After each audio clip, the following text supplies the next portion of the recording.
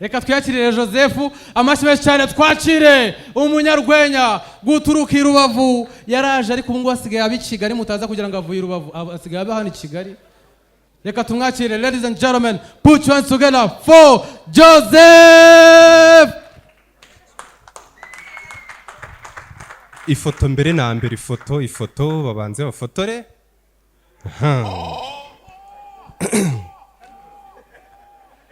En français, on dit avant que nous puissions commencer, je vais dire merci pour quelqu'un ici. Griseri, gwina hano gato. Gira hino. Hari umuntu nshaka gushimira mbere na mbere yo kugira ngo ngire ikintu cyari cyo cyose ntangira. Mumukomere mu mashyi mbere na mbere no mutipe bana. Okay. Uyu mujama rero mureba impamvu muzanye hano. Donc ntababeshye si ibintu byo gushaka kubasetsa, iyi costume nambaye niwe wayinkodeshereje. Mukomere mu mashyi pe.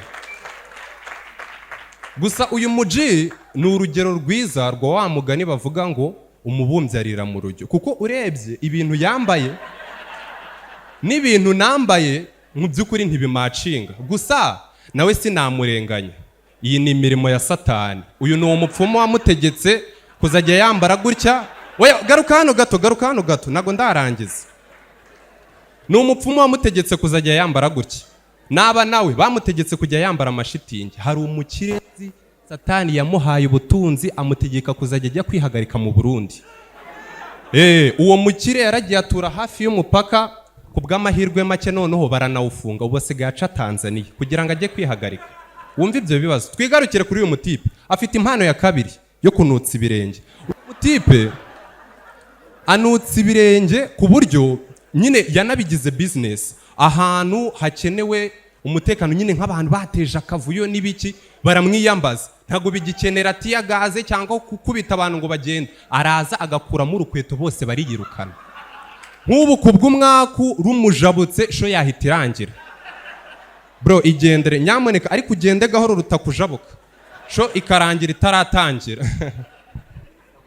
So guys, ubu ngubu noneho nibwo sho igiye gutangira. So ndashimira merci yanyakiriye fresh. Gusa bitewe n'igihe nari maze ntanakora muri Gens, nanjye ubwanjye nari nariyakiriye. Urumva, gusa ndashaka noneho no kwiyakira biri official imbere yanyu. So I would like to do it in this way. Let me pretend as if I'm the host of this show. So, ladies and gentlemen, I'm about to bring an amazing stand-up comedians here. I understand. Gen Z Comedy Show, it's a platform of the rising stars. So we are done with the rising stars. So there are some comedians that have worked hard to gain the name on their artwork, to gain their own the artwork. So whether are funny or not, show them. Hey, Kuko people can't get depressed. And this kind of depressed, no Muzungu can hear. Hey, why are you depressed? I am not funny. Do you feel it from your gut that you are not funny? The audience shows it from their guts. Show some love, yeah? Show some love. So ladies and gentlemen, help me welcome one of the amazing stand-up comedians you have here, all the way from Gisenyi City. Give a big, warm round of applause for the one and only Mr. Ishimwe Joseph. What's up, Kigali? How are you doing? We are man, it's a roll top shutter them presenting Joseph Comedian. Kaya roll top shutter them presenting John's Comedy Show. Kaya roll top shutter them presenting the CRM presents. Ya don't know. Oluwa. DJ pull up. Hey, yo, hey. Can you see the energy? Today I'm gonna show you my talent. Yeah?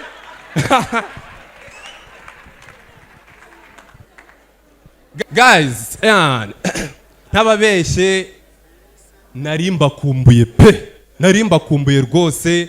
Ni nayo mpamvu navuze ni today it's gonna be special. Ndashaka kubategurira ibintu bya danje. Gusa namwe ndabizi ko mwari munkumbuye kuko hari ama messages menshi nagiye nakira bati se Joseph wagiye hehe, hari n'abantu banyoherezaga ama screenshot y'abantu mu comment section kuri YouTube ya Gen Z bati Joseph se yagiye he niki. None ikintu cyansetsaga nabwo bavugaga ngo Joseph yagiye he ngo ko tumukumbuye, barandikaga ngo Joseph yagiye he ngo ko tuyakumbuye. Bro, ko muyakumbuye? Ariko don't worry, mvuye hanze vuba, ayo mbazaniye noneho ni ama diaspora. I mean nama jokes, never mind ibindi bintu biri deti, nama jokes ndimo ndavuga. Guys, iki gihe rero nari maze ntakora muri Gen Z, it's almost nk'amezi nk'atandatu kuntu araciyemo igihe kinini ntakora.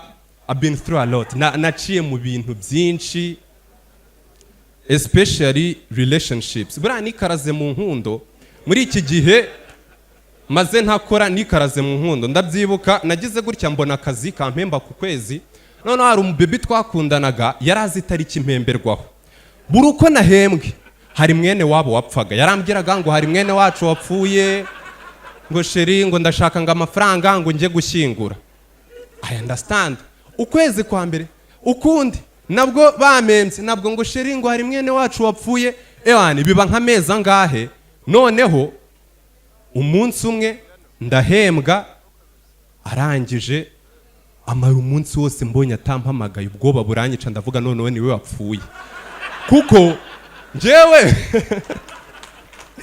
nari nsanzwe nzi ko actually amamagara buri uko nahembwe, maze no kubimenyera. Noneho njyewe bigeze nijoro ndamwihamagarira, ubwoba bwanyishe, numva aranyitabye, nta n'ikintu yabaye. Wese ndamuzi wabaye amahoro, turaganira ngira ngo noneho mubwira ko nanahembwe. Ahita ambwira ngo ngo yewe sheri ngo kandi koko ngo ahubwo ngo sheri ngo hari akantu nibagiye kukubwira, umva ngo hari mwene wacu wapfuye ngo nibiki. Ndavuga nti sasa rero sheri ntugire ikibazo, nanjye ku kazi kacu bampaye konje y'iki cyumweru rwose turajyana gushyingura, don't worry, turajyana rwose. Ebana hahise havamo break up ya danje kubera ko yari ari kumva ko muvumbuye. Noneho njyewe uwo mubebe nagize ngo ni umukomedienne kubera ibintu yambwiye. Twakoze break up, arambwira ati ngumva rero sheri twumvikane, sibyo? Break up yo ndayemeye, sibyo? Ariko hari akantu ngira ngo nkwisabire, n'ubundi aho kugira ngo ugende ujye wirirwa wikaraga mu tundi dukobwa, ngiye twumvikane uzajya uza muhe kubiro unyishyure. Urumva n'ubundi test yanjye usanzwe uyizi, aho kugira ngo wikarage mu wandi uzajya uza ngiye ebane niki tubipange nyine. Ndabyanga kubera ko man umbebe yamfataga for granted, sibyo? Uretse nk'uwo munsi wonyine nabaga nahembwe, ariko indi minsi ntago yanyitagaho. Ninjye wabanzaga kumwandikira bwa mbere, sometimes akandya sini, ikindi gihe akansubiza utuntu tudashinga twa ego, okay twatunda abakobwa basubiza muratuze, nitwo tuntu yansubizaga. Noneho hamuhamagara like nk'inshuro nk'icumi ku munsi ataranyitaba, nko ku ya 11 akaba ari bwanyitaba. Nabwo twaba tugitangira kuvugana ngo sheri ngo nkupira ngo nitaba umuntu nkaho ngende nk'ikijumba cyangwa dihene. Bro, umunsi ukurikiye sheri nkupira nitabe mama, undi sheri nkupira nitabe mama, they understand, n'ababyeyi be.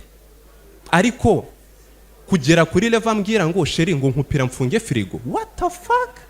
Mfunge frigo? Noneho ikintu cyandenze ni ukumbwira ngo sheri nkupira nishime. Havuze se agiye kwishimisha simukadi.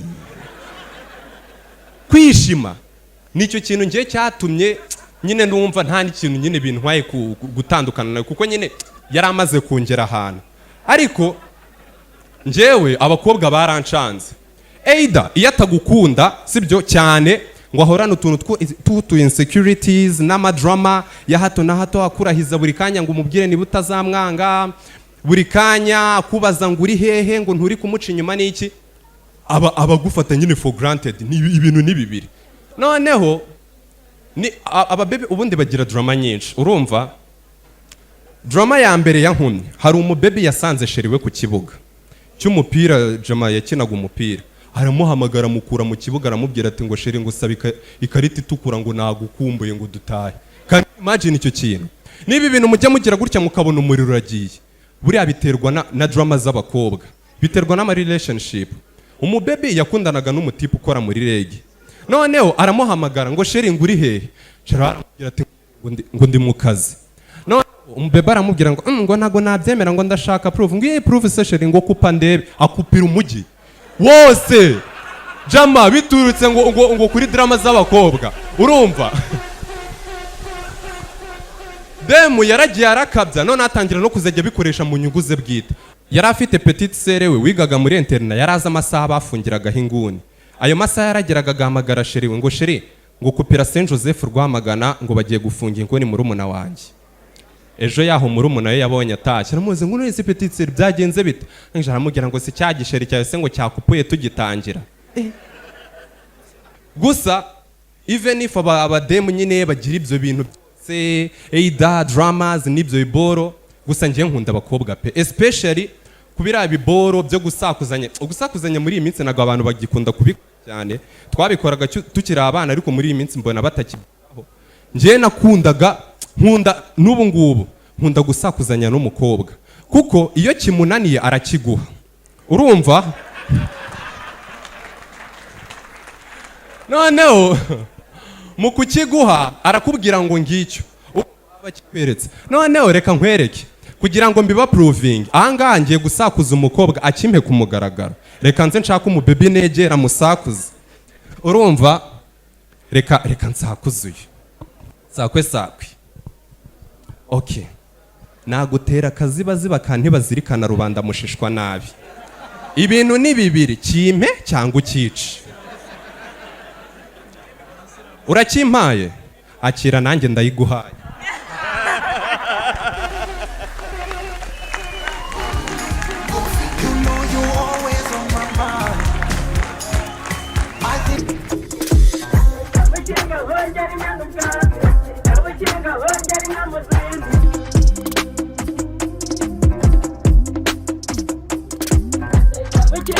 Kigali